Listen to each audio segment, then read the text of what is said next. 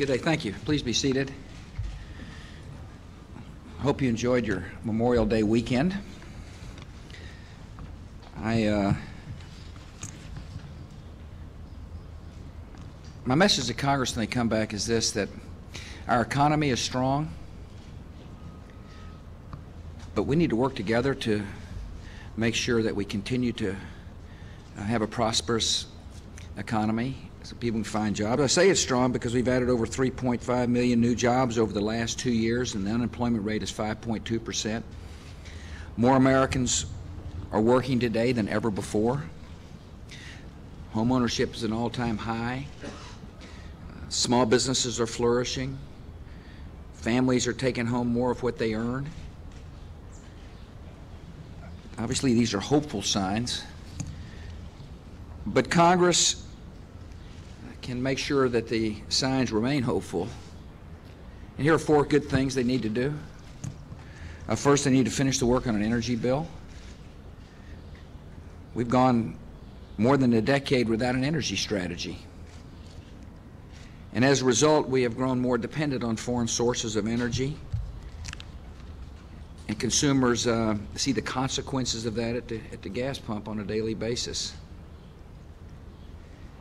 For the past 4 years, I've called on Congress to pass legislation that encourages energy conservation, that promotes domestic production in environmentally friendly ways, that helps diversify away from foreign oil, that modernizes the electricity grid, that's got a substantial amount of research and development money to help us transition from the hydrocarbon economy to a diversified source of energy economy. The House passed a bill, and the Senate Energy Committee passed an energy bill this past week. I appreciate their good work. Now they need to get the bill off the floor, into conference, resolve their differences, and get me a bill before the August recess. That's what the American people expect, and that's what I expect. Second, Congress needs to be wise about the taxpayers' dollars. I proposed a disciplined federal budget that holds discretionary spending growth below the rate of inflation and reduces discretionary spending for non-security programs. The House and the Senate have worked together to pass a responsible budget resolution that meets our priorities and keeps us on track to cut the deficit in half by 2009. The weeks ahead will bring important decisions on spending bills, and the weeks ahead will bring in efforts to rein in mandatory spending. We look forward to working with Congress to do just that. Congress must keep its commitment to spending restraint if we want this economy to continue to grow. Third, Congress needs to ratify the Central American and Dominican Republic Free Trade Agreement that's called CAFTA. This agreement is a good deal for American workers and farmers and small businesses. See, about 80% of the products from Central America and the Dominican Republic now enter the United States duty-free. Yet our exports to Central America and the Dominican Republic face hefty tariffs. CAFTA will level the playing field by making about 80% of American exports to those countries duty-free. I've always said I'm for free and fair trade. This makes our trade with the CAFTA countries fair, and that's important. After all, the CAFTA agreement will open a market of 44 million consumers to our producers, to our workers, the products that our workers make, to our farmers. It will lower barriers in key sectors like textiles, which will make American manufacturers more profitable and competitive in the global market. It'll keep jobs here in America. And it'll support young democracies. And that's going to be important. There's a geopolitical as well as economic concern for CAFTA. And Congress needs to pass this piece of legislation. And finally, Congress needs to move forward with Social Security reform. I'm going to continue traveling our country talking about Social Security reform. I'll remind our seniors who are getting a check today that nothing will change. And yet I'm going to continue to remind the people that we've got a serious problem for younger workers. Part of Social Security reform, Congress should ensure that future generations receive benefits equal to or greater than the benefits today's seniors get. And Congress should help those who rely most on Social Security by increasing benefits faster for low-income workers than those workers who are better off. And as we permanently solve the Social Security problem, we need to make Social Security a better deal for younger workers by allowing them to take some of their own money and invest it in a voluntary personal savings account. A voluntary personal savings account is very similar to the personal savings account members of Congress can do. My attitude is if a personal savings account, a voluntary personal savings account, is good enough for a member of the United States Congress or a member of the United States Senate, in other words, they felt that was a good enough deal for them so they could get a better rate of return, it surely seems like it's good enough for workers across the country. So I look forward to working with the United States Congress on these priorities to help strengthen the long-term economic security of the country. The American people expect people of both parties to work together. They look forward to the Congress setting aside partisan differences and getting something done, and so do I. I'm looking forward to that. So I look forward to welcoming the Congress back and working together with them, and now I'll be glad to take some of your questions. Terry, why don't you start? Thank you, Mr. President. Mr. President, since Iraq's new government was announced on April 28, more than 60 Americans and 760 Iraqis have been killed in attacks. Do you think that the insurgency is gaining strength and becoming more lethal? And do you think that Iraq's government is up to the job of defeating the insurgents and guaranteeing security? I think the Iraq government will be up to the task of defeating the insurgents. I think they dealt the insurgents, I think the Iraqi people dealt the insurgents a serious blow when we had the elections. In other words, what the insurgents fear is democracy, because democracy is the opposite of their vision. Their vision is one where a few make the decision for many, and if you don't toe the line, there's serious consequences. The American people just got to think about the Taliban if you're interested in understanding how the insurgents think. They support an ideology that is the opposite of freedom, in my judgment, and they're willing to use the tools necessary, the terror tools necessary to impose their ideology. And so what you're seeing is a group of frustrated and desperate people who kill innocent life. And obviously we mourn the loss of every life. But I believe the Iraqi government's going to be plenty capable of dealing with them, and our job is to help train them so that they can. I was heartened to see the Iraqi government announce 40,000 Iraqi troops are well trained enough to help secure Baghdad. That was a very positive sign. It's a sign that the Iraqi leaders, understand they are responsible for their security ultimately, and that our job is to help them take on that responsibility. So I'm pleased with the progress. I am pleased that in less than a year's time, there's a democratically elected government in Iraq. There are thousands of Iraqi soldiers trained and better equipped to fight for their own country. That our strategy is very clear, and that we will work to get them ready to fight, and when they're ready, we'll come home. And I hope that's sooner rather than later. But nevertheless, it's very important that we complete this mission, because a free Iraq is in our nation's long-term interests. A democracy in the heart of the Middle East is an essential part of securing our country and promoting peace for the long run. And it's very important for our country to understand that. A free Iraq will set such a powerful example in a neighborhood that is desperate for freedom. And therefore, we will complete the mission and support this elected government. Of course, they've got other tasks. They've got to write a constitution and then have that constitution ratified by the Iraqi people. And then there will be another election. And we, of course, will help them, as will many countries around the world. Steve.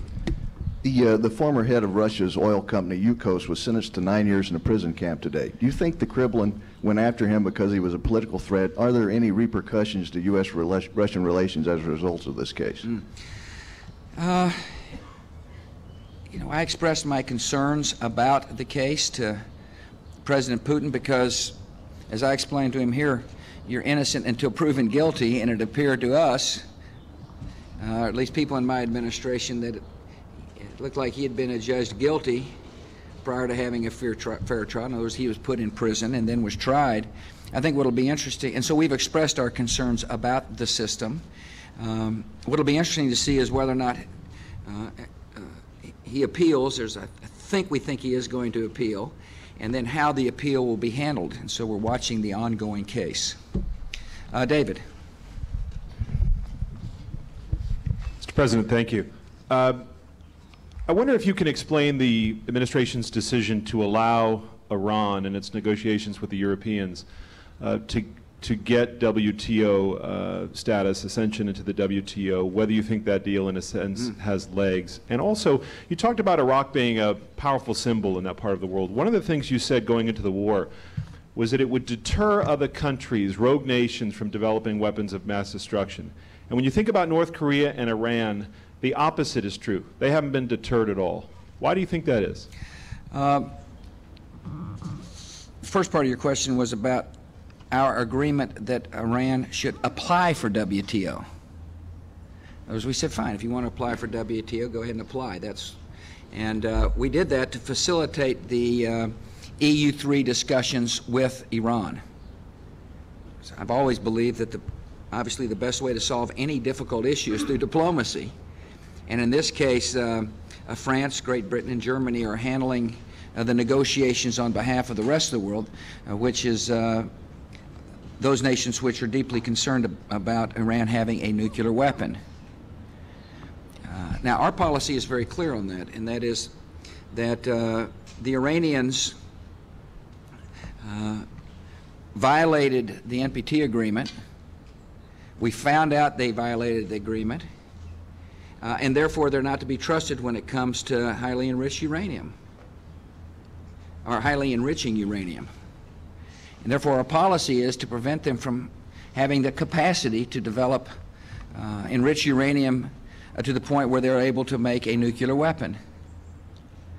Secondly, and so therefore we're working with the EU3 to hopefully convince the Iranians to abandon their pursuits of such a program. And it appears we're making some progress.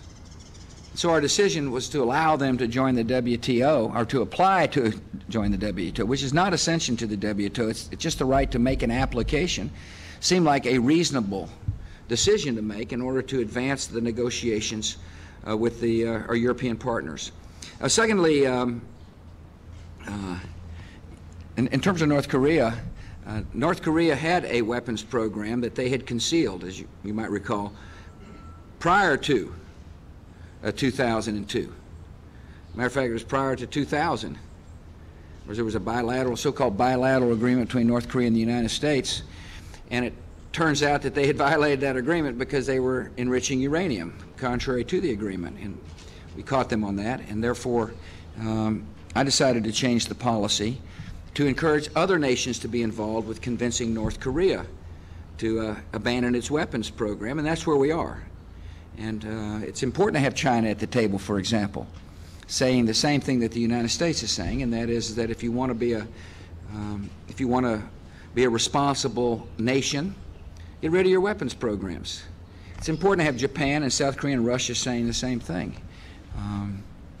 We've got a lot of work to do with the North Korean because he tends to ignore what the other five nations are saying at times, but that doesn't mean we're going to stop, and can continue to press forward to making it clear that if he expects to be treated as a responsible nation, that he needs to listen to the five nations involved.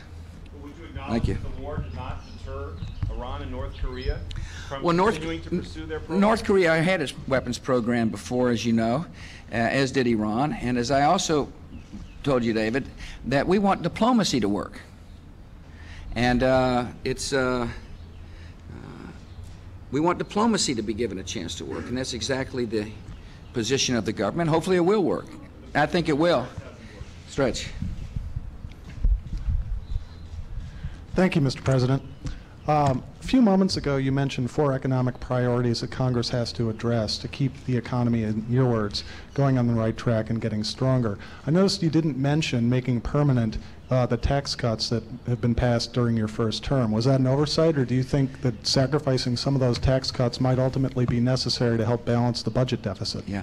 Actually, in my budget, as you know, the budget I submitted, was one that encouraged permanency. I believe it's essential that we have the tax cuts be permanent. It was implicit in my statement. I haven't changed. They appreciate your clarification. Congress needs to make the tax cuts permanent. Thalia. And then we go to Terry. Mr. President, you talked on your re-election about having political capital. You have a Republican Congress. How then do you explain not being able to push through more of your agenda, especially when it comes to Social Security reform, which the public does not seem to be accepting and your own party is split on? Well, first of all, I think the public does accept the fact that Social Security is a problem. You might remember a couple of months ago around this town, people were saying, it's not a problem. What's he bringing it up for? Nobody sees it as a problem except for him. And then all of a sudden people began to look at the facts and realize that in 2017, Social Security, the pay-as-you-go system will be in the red. And 2042, it's going to be bankrupt. And people then took a good hard look at the numbers and realized that Social Security is a problem. And that's the first step toward getting Congress to do something. See, once they hear from the people we got a problem, the next question the people are asked, what do you intend to do about it? My second goal has been to convince and assure seniors that nobody's going to take away their checks. As a veteran of American politics, I have withstood the onslaught that said, when George W. talks about reforming Social Security, that means he's going to take away your check. Over the last 4 years, seniors didn't have their checks taken away, so hopefully they're beginning to realize that some of this politics is ringing hollow. But it's very important for seniors to understand that when we talk about Social Security reform, that they're going to get their check, because there's a lot of people relying upon their Social Security checks. Thirdly, and so we're just making progress, and this is just the beginning of a very difficult debate. I recognize some in Congress wish I hadn't brought the issue up. I mean, the easy path is to say, oh, we don't have a problem, let's ignore it yet again. But I view my role as the president as somebody who puts problems on the table and then calls people together to solve them. This is an issue that really hasn't had that much time in the halls of Congress. The debate hadn't been debated in the halls of Congress since 1983, and so I'm not surprised that there's a reluctance, and I'm not surprised that there's been some initial a pushback. But all that does is make me want to continue to travel and remind people that Congress has a duty to come up with some solutions. They're beginning to have hearings in the Congress. The Ways and Means and the Finance Committee and the Senate are going to have hearings. There's some interesting ideas that have been proposed. We've proposed some interesting ideas. One idea is to make sure that low-income seniors get benefits such that when they retire they're not in poverty. We proposed a plan that takes the solving the issue about solvency farther down the road than any other president has proposed. We're putting ideas out, and so I look forward to working with Congress. I mean, there is a duty to respond. There's a duty for people to bring forth their ideas. Now that people understand there's a problem, people who've been elected say, okay, here's what I intend to do about it. And we're doing our duty, and I expect people from both parties to do it as well. Listen, I readily concede there's this attitude in Washington where we can't work together because one party may benefit and the other party may not benefit. The people don't like that. They don't like that attitude. They expect members of both parties to come together to solve problems. And Social Security is a serious problem that requires bipartisan cooperation to solve the problem. Terry. Thank you, sir. Mr. President, recently Amnesty International said you have established, quote, a new gulag of prisons around the world beyond the reach of the law and decency. I'd like your reaction to that and also your assessment of how it came to this, that is a view not just held by extremists and anti-Americans, but by groups that have allied themselves with the United States government in the past, and what the strategic impact is that in many places of the world, the United States these days under your leadership is no longer seen as the good guy. Yeah. I'm aware of the Amnesty International report, and it's absurd. It's an absurd allegation. The United States is a country that promotes freedom around the world. When there's accusations made about certain actions by our people, they're fully investigated in a transparent way. It's just an absurd allegation. In terms of, you know, the detainees, we've had thousands of people detained. We've investigated every single complaint against the detainees. It seemed like to me they based some of their decisions on the word of and the allegations by people who were held in detention, people who hate America, people that have been trained in some instances to disassemble. That means not tell the truth. And so it's an absurd report. It just is. And, you know. Yes, sir. Sir, you mentioned a moment ago a pushback. And there's a perception that Congress has been pushing back recently. My question is, do you worry that you might be losing a bit of momentum? Well, my attitude toward Congress will be reflected on whether or not they're capable of getting anything done. And we got a good budget out of Congress, and we got some legal reform out of Congress. We got Priscilla Owen confirmed in the Senate, which is a positive thing. Looks like we'll get a couple of more judges on the appellate bench confirmed.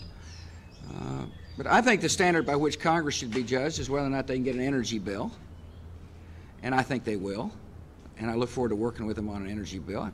Obviously, I mentioned CAFTA. We got to get CAFTA, which is a very important trade agreement. It'd be good for workers. And I'm looking forward to working with them on Social Security. Those are big issues that require action. Again, things don't happen instantly in Washington, D.C. I know that the part of your job is to follow the process and follow the politics and who's up and who's down. But I've been around here long enough now to tell you, it's just, and tell the people listening, things just don't happen overnight. It takes a while. And one thing is for certain, it takes a president willing to push people to do hard things. Because keep in mind, we haven't had an energy strategy in this country for over a decade. The Social Security issue hasn't been on the table since 1983. I mean, seriously on the table. And so I'm asking Congress to do some difficult things.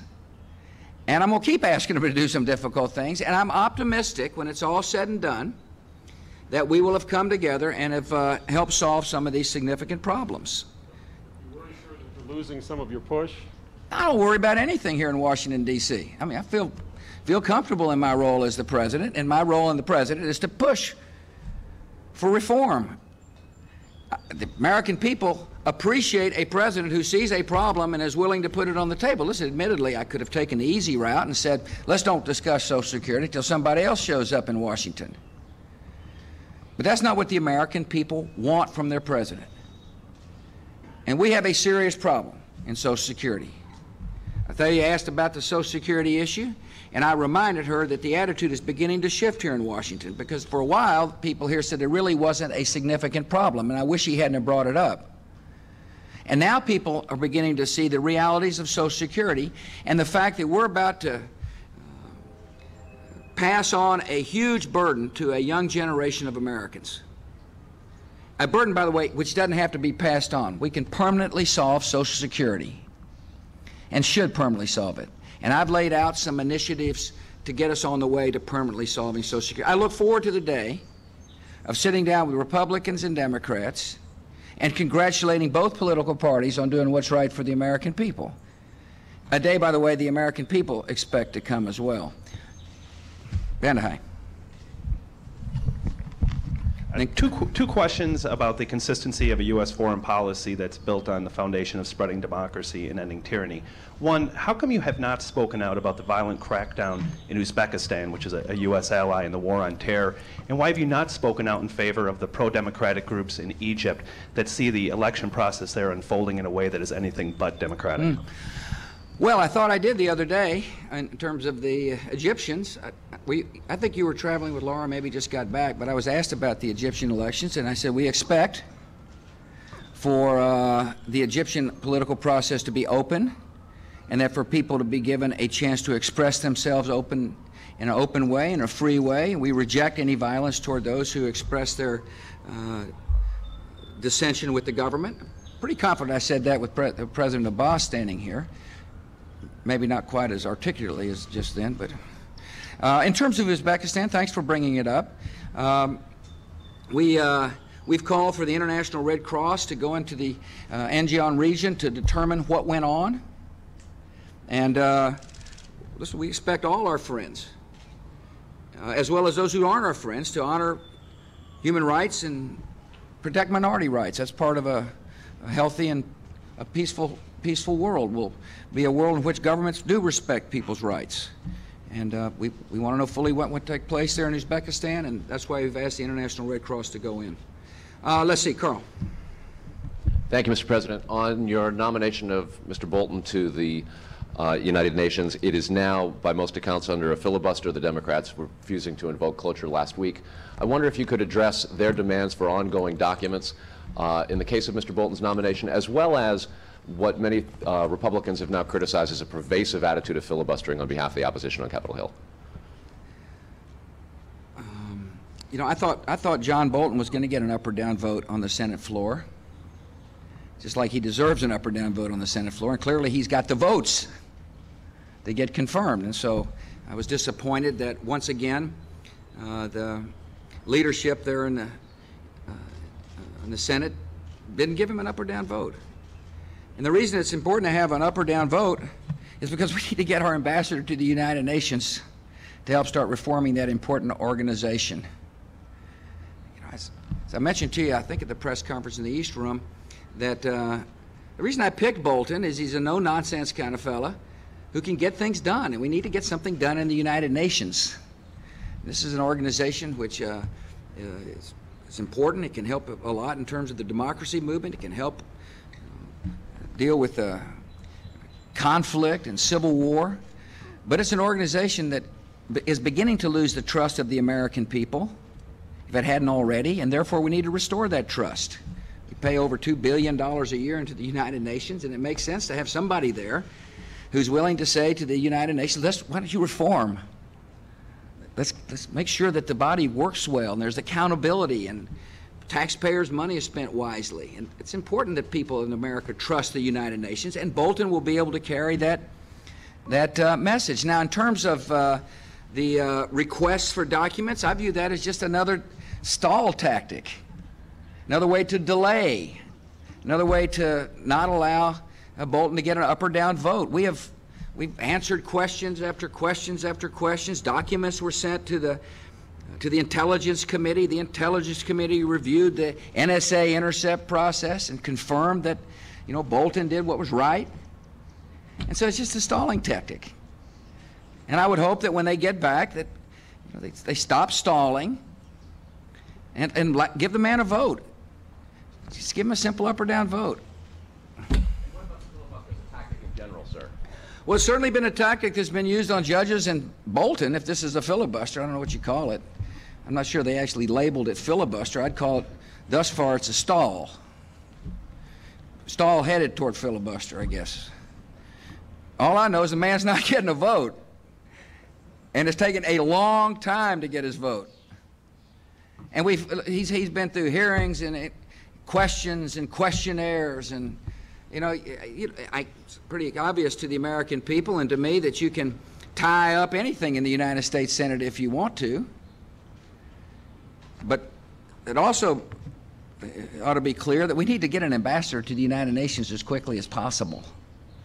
So I hope he gets a vote soon. Dick. Thank you, sir.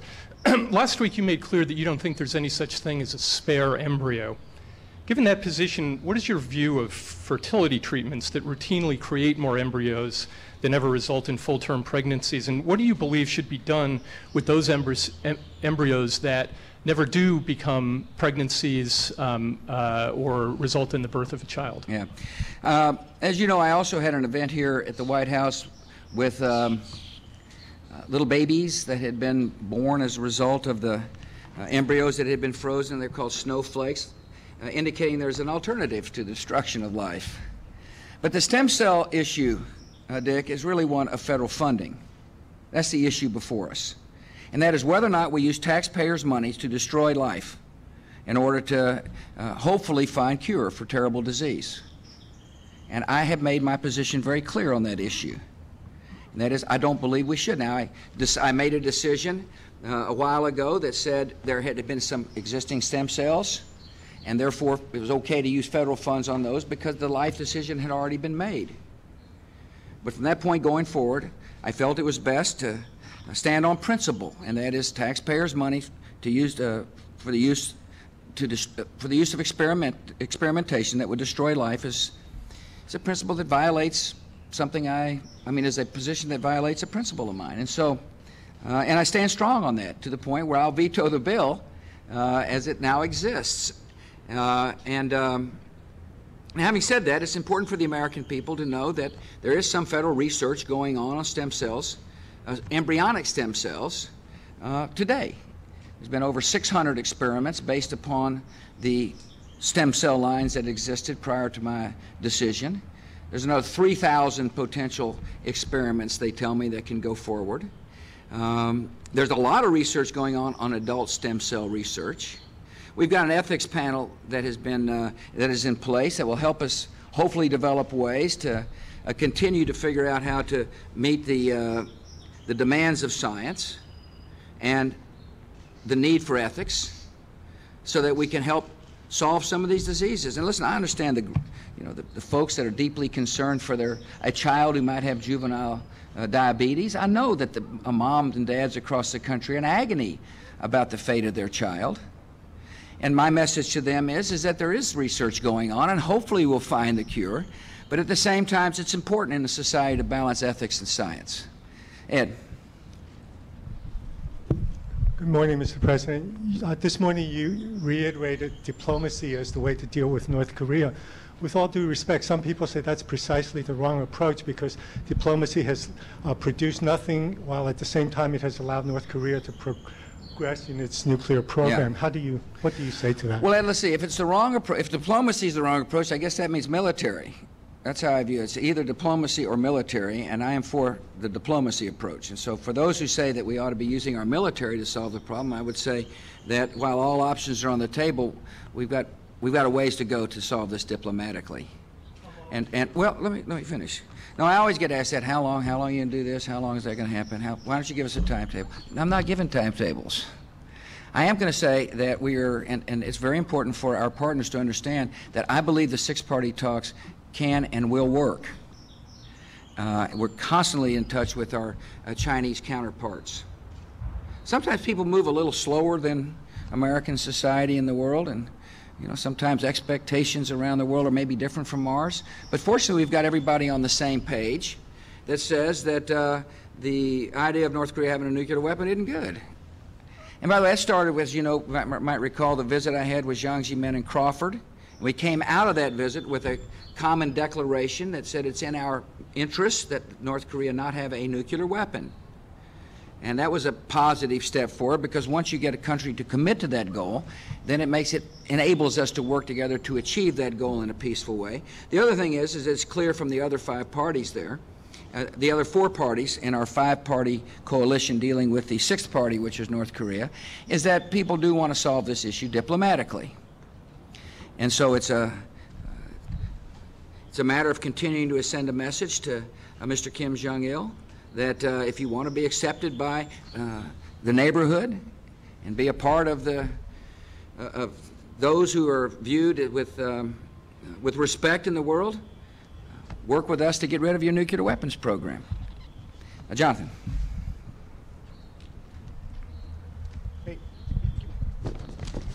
Mr. President, you often talk about a culture of life and also about your responsibility as president to lead. Looking forward, what specific policy initiatives will you propose in the balance of your presidency to expand the culture of life? Well, part of it, Jonathan, is just to constantly remind people that we have a responsibility to the least of us in our society. I mean, part of a cultural life is to continue to expand the faith-based and community-based initiative to help people who hurt. Part of it is to recognize that in a society that is as blessed as we are, that we have a responsibility to help others, such as AIDS victims on the continent of Africa, or people who hunger in Sub-Sahara, for example. So the culture of life is more than just an issue like embryonic stem cell. It's promoting a culture that is mindful, that that we can help to help save lives through compassion, and my administration will continue to do so. Let's see here, Orrin, fine-looking shades you got there. Mr. President, back to North Korea for a second. Why has the United States scrapped the one link between our militaries when there's been no threat or harm to Americans participating in those missions to recover bodies of Americans killed in action during the Korean War there? Yeah. The Secretary of Defense decided to take what he's referring to is that we have, I wouldn't call it scrapped. Is that the verb you used? Scrapped? Huh? Yeah, scrapped. I would use a different verb. I would use reassess the mission. See, scrapped means that we're not going to do it ever again, I think is what that means. And what the Secretary of Defense has said, let me just take a look and make sure that as we send people into North Korea that that we're fully mindful of them being able to go in and get out. No immediate threat, just an assessment is how I would put it. But thank you for the question. Yep, John. Obviously going to spend a lot of time reviewing the records of a variety of people and looking at their opinions and their character. And we'll consult with the members of the United States Senate at the appropriate time. I know there's been a lot of talk about consultation between the White House and the Senate, and we do consult. Obviously, we consult on district judges, and that we listen to their opinions on appellate judges, their opinions being the opinions from the home state senators as well as others. I look forward to talking to members of the Senate about the Supreme Court process to get their opinions as well, and we'll do so. But obviously, I told the American people I would find people of a certain temperament that would serve on the bench, and I intend to do that, but we will consult with the Senate. Now, in terms of whether that agreement means that a senator is going to get an up or down vote, I guess it was vague enough for people to interpret the agreement the way they want to interpret it. I'll put a best face on it, and that is that since they're moving forward with Judge Owen, for example, and others, that extraordinary circumstances means just that, really extraordinary. I don't know what that means. I guess we're about to find out when it comes to other appellate judges. But I was pleased to see Priscilla Owen get an up or down vote, and she passed quite comfortably. She's a very good judge. And then, of course, Pryor and Judge Brown will be coming up pretty soon, I hope. And I would hope they would get confirmed as well. They're good judges. Herman. Good morning, Mr. President. Thank you for that. Thank you. Back on May 11th, I believe was the date, as you were off campus for recreation, a small plane came into the restricted airspace. The alarm went off here at your house. Military operation ensued over Washington. Your staff says you were not notified because that was the protocol. Two questions. Do you think you should have been notified, and is there something wrong with protocols that render the president unnecessary when there's a military operation over Washington? Obviously, we do have a protocol in place to be dealing with a situation that can unfold very rapidly. And these planes enter the airspace quickly, and so there's got to be something in place that can be dealt with in expeditious manner. And we have such a plan, and I'm comfortable with the plan. And secondly, I was comfortable with the decision by the people around me out there in Maryland. Anytime a situation like this comes up, people are constantly reviewing the situation. But I was very comfortable with the decision they made. Your wife? Herman, here's the way it is. She often disagrees with me. Thank you very much, Herman, for that. Matt Cooper. Here we go. Now you go with the mic, Matt. We want you heard. We want you resonating around the country. I appreciate that, Mr. President. Thank you. My question is about China, which looms larger in the lives of Americans, sir. They finance an ever larger part of our trade deficit. Americans are concerned about China's growing economic might and, of course, about the oppression of human rights and religious minorities there. My question, sir, is how should Americans think about China as an ally, a rival, competitor, friend? I think that we ought. The relationship with China is a very complex relationship, and Americans ought to view it as such. China is a emerging nation. It's an amazing story to watch here. I mean, it's consuming more and more natural resources. It is generating jobs and exporting a lot of goods. It's a massive market. And so, on one hand, we ought to look at China as an economic opportunity, and the best way to deal with China is to say, look, there's some rules, and we expect you to abide by the trade rules. And as she grows and as trade becomes more complex, you'll see more and more instances where the United States is insisting upon fair trade. And we expect expect China to deal with the world trade in a fair way. In terms of security matters, obviously we just spent a lot of time talking about North Korea. China can be a very good partner in helping to secure the world. I mean, it's the best way to convince Kim Jong-il to give up his weapons is to have more than one voice saying the same thing.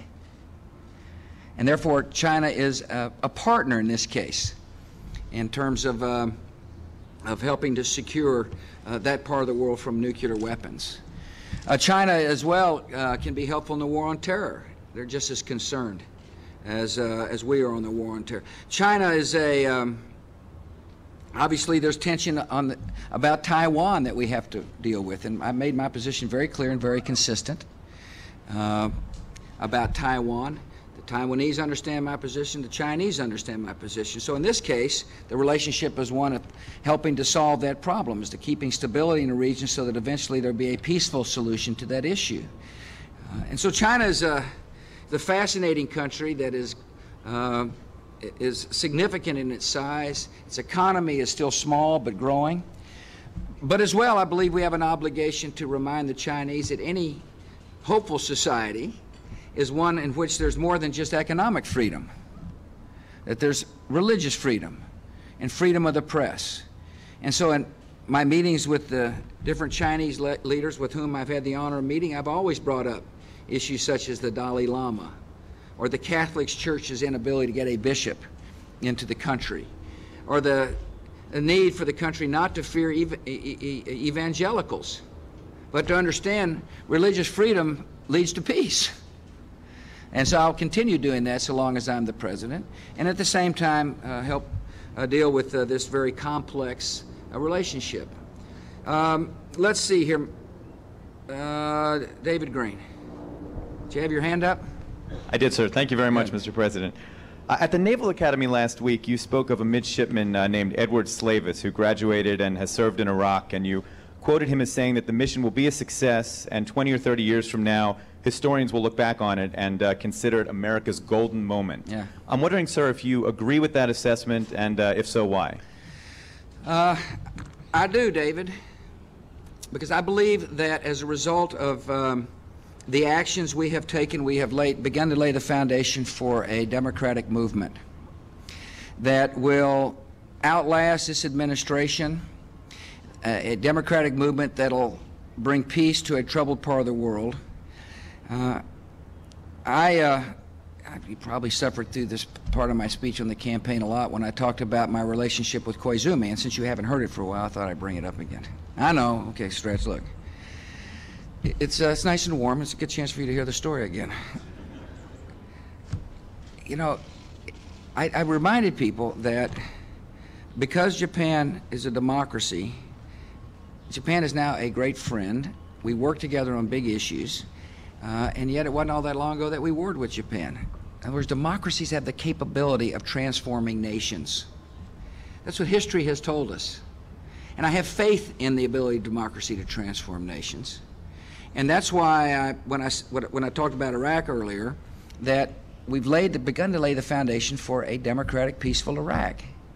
Someday an American president is going to be dealing with an elected Iraqi president saying, or a prime minister saying, what can we do together to bring peace to the region? In other words, it's a platform for peace. And yes, I agreed with the man.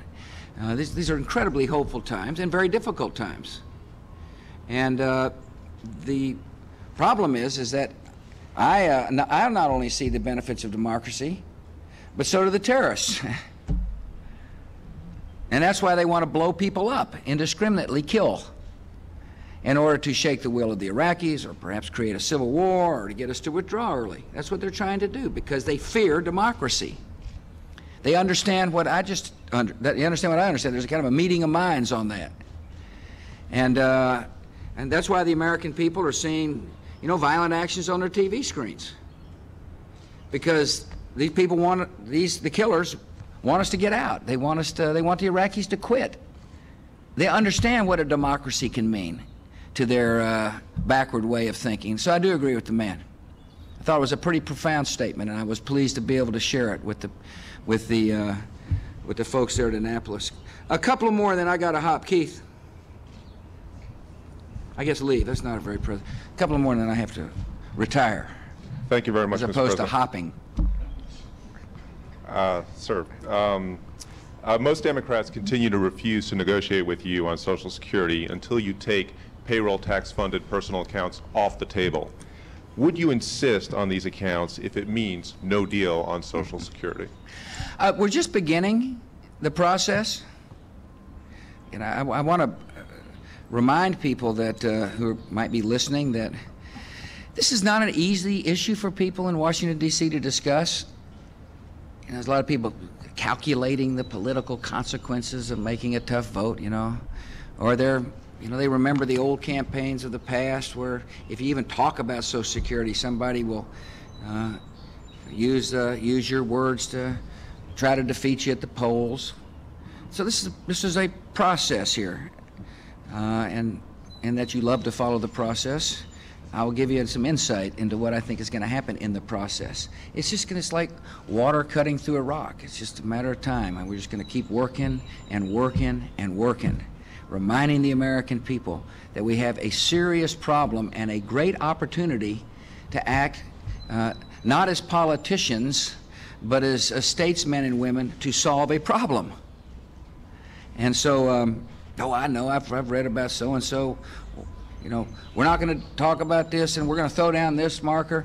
But in the meantime, the people are watching Washington, and nothing's happening, except you got a president who's willing to talk about the issue. And a president who, by the way, is going to keep talking about the issue until we get people to the table. I repeat to you, Keith, the Social Security issue is a really important issue for an upcoming generation. I mean, imagine realizing that we got a problem and then not doing anything about it, and watching a young generation, get taxed, perhaps by as much as a payroll tax of 18%. How would that make somebody feel? That we shirked our duty, that we weren't responsible citizens. Secondly, we've been at this for a couple of months, looking forward, and it takes a while in Washington, D.C. Now, I know. People want things done tomorrow or yesterday, and if they're not done, they say, well, the thing is falling apart. Well, that's not the experience I've had in Washington, D.C. I can remember the tax debate where things didn't happen quite as quickly as some like, but nevertheless, we got something done. I'm convinced we're going to get other things done here in Washington. But the president's got to push. He's got to keep leading, and that's exactly what I'm going to do. And when we get something done, there'll be plenty of time to share the credit. People, this is not to me, this is an issue that is one in which people from both parties ought to take great pride in coming to the table to get something done. One thing is for certain, the party that I represent is leading. I mean, we're willing to take the lead and say, here's what we believe, here's why we believe it. We're willing to take a message to the American people that is a positive message, and one that says we recognize a problem, now let's work together to solve it. And so I think as people make their calculations, I think the American people are going to end up saying to those who've been willing to lead on the issue and talk about the issue and be constructive on the issue, thanks for what you're doing, and we'll send you back up there with our vote, because that's the kind of spirit we like. Listen, thank you all for coming out. Enjoyed it.